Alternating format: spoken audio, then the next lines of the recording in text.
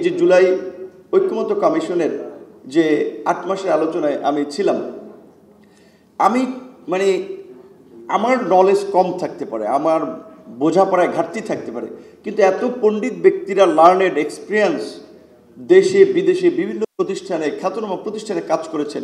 So তাদের একটা কাজের প্রসেস, আমি ঐক্যমত্য কমিশনের কাজের শুরুর দিকেই আমি হাসছিলাম। অনেকগুলো মিটিংয়ে গিয়েছি, অনেকগুলো মিটিংয়ে যাই নাই। প্রসেস দেখে বুঝতে পারছিলাম এটা শেষ পর্যন্ত একটা অনৈক্যের দিকে যাবে এই ঐক্যমত্য কমিশনের কার্যক্রমগুলো। তাই হয়েছে।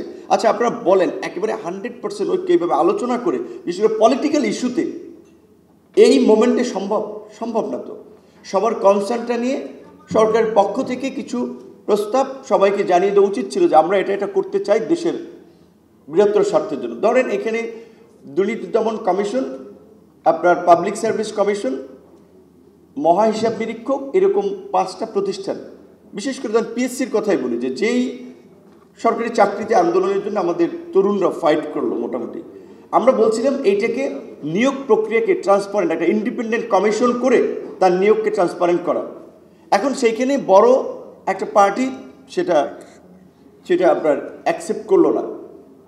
এইরকমভাবে দুর্নীতি দমন কমিশন আরও কয়েকটা প্রস্তাব অ্যাকসেপ্ট করলো না, কারণ প্রত্যেকটা পলিটিক্যাল পার্টি যখন ক্ষমতা আসে পিএসসিকে নিজেদের লোক অ্যাপয়েন্টমেন্ট করার একটা হাব হিসেবে ব্যবহার করতে চায়।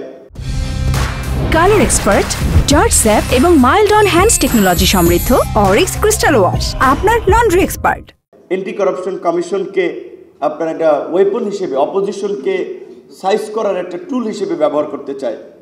এবং সর্বশেষ এখন যে জুলাই সনদের বিষয়ে যতটুকু অনৈক্য হয়েছে বা যে কথাটি হচ্ছে, এখানে আমি মনে করি যে এত আলোচনার পরে মেজর সংস্কারের অংশ হিসেবে যদি এই দুর্নীতি দমন কমিশন, আপনার পিএসসি, এই প্রতিষ্ঠানগুলোকে আমরা ইন্ডিপেন্ডেন্ট না করতে পারি, আমরা যদি একটা আপনার অ্যাটর্নি সিস্টেমকে স্থায়ীভাবে চালু করতে না পারি, আমরা যদি একটা ভারসাম্যপূর্ণ সংসদের জন্য যে আলাপটা হচ্ছিল যে সংসদ দ্বিকক্ষ বিশিষ্ট হবে এবং আপার হাউসটা হবে প্রত্যেক রাজনৈতিক দলের প্রাপ্ত ভোটের অনুপাত, অর্থাৎ PRA upper house, not lower and আপার বা ফুল সংসদ, শুধু উচ্চকক্ষ।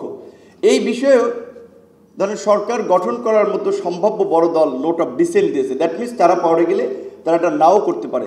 তাহলে তো এই সংস্কারের কোনো অর্থ হলো না। তাহলে এই যে 8 মাস এত আয়োজন করে সেই সংস্কার কতটুকু কার্যকর হবে? তাহলে যদি এই প্রক্রিয়ায় জুলাই সনদটা বাস্তবায়ন হয় তাহলে কিন্তু ওই পুরানো পথেই রাজনীতি চলবে।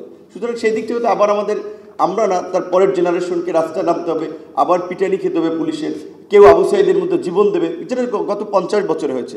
সুতরাং সেই জায়গা থেকে আমাদের তরুণরা যদি সচেতন থাকে এবং একটু রাজনৈতিকভাবে চিন্তা করে, তাহলে বোধহয় এখন থেকে অন্তত আগামী নির্বাচন এবং পরবর্তী সরকার আমরা অন্তত কিছুটা প্রেশার ক্রিয়েট করে হলেও, যেটা বলে প্রেশার গ্রুপ হিসেবেও বিভিন্ন পরিবর্তনে সরকার বিভিন্ন স্টেক হোল্ডারদেরকে বাধ্য করতে পারি।